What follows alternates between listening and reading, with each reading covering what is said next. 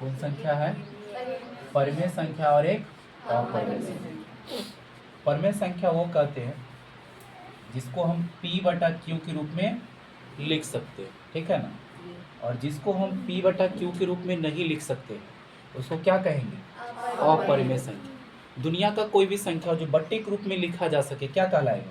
परिमेय संख्या। और जो बट्टे के रूप में न लिखा पाए क्या हो जाएगा? अपरिमेय संख्या। जैसे 2, इसके बट्टे 1 कर सकते हैं तो भिन्न में हो गया, यानी परिमेय संख्या है। लेकिन अगर √2 ले लेते हैं, कितना? तो √2 जो है ये क्या है? अपरिमेय संख्या। इसका वास्तविक मान निकलेगा?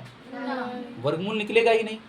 निकलेगा भी तो दशमलव में कई अंक तक निकलेगा, कोई आता पता नहीं है। यानी ये अपरिमेय। तो हमको आज ये पढ़ना है रूट के बारे में। कथी के बारे में? रूट के बारे में। रूट के जोड़, घटाव, गुना, भाग। पहले हम पढ़ेंगे रूट का जोड़, फिर पढ़ेंगे घटाव, दोनों मिक्स करके, और फिर उसके बाद गुना के बारे में पढ़ेंगे।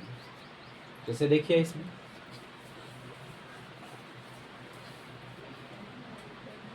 कहीं पर अगर लिखा हुआ सीधे रूट, इसका मतलब इसमें जो भी जाएगा वो 2 को मिलकर बाहर आएगा। यहाँ नहीं कुछ लिखा हुआ, इसका मतलब क्या है? 2। तो इसको कहते हैं वर्ग। क्या कहते हैं? वर्ग निकल। और ये होता है घन। क्या होता है? घन। घन पावर यहाँ पर करनी में 3 होता है, इसे करनी कहते हैं।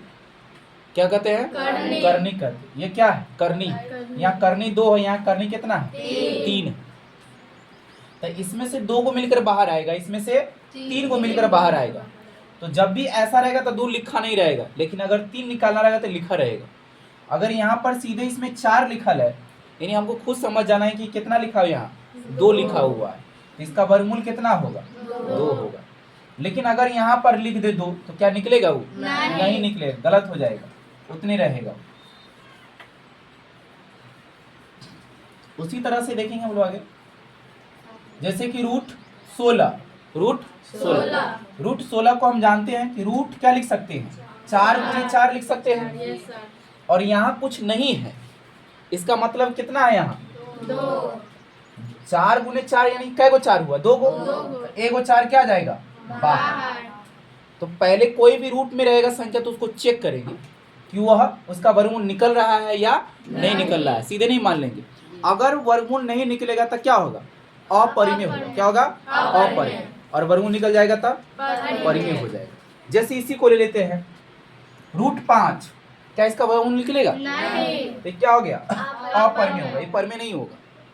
उसी तरह से √7 क्या है?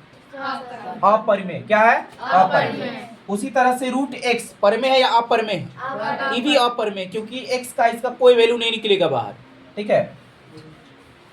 और सारा देखिए, जैसे √y, x भी ले लेते हैं साथ में, मियाँ भी चले साथ में, ठीक है।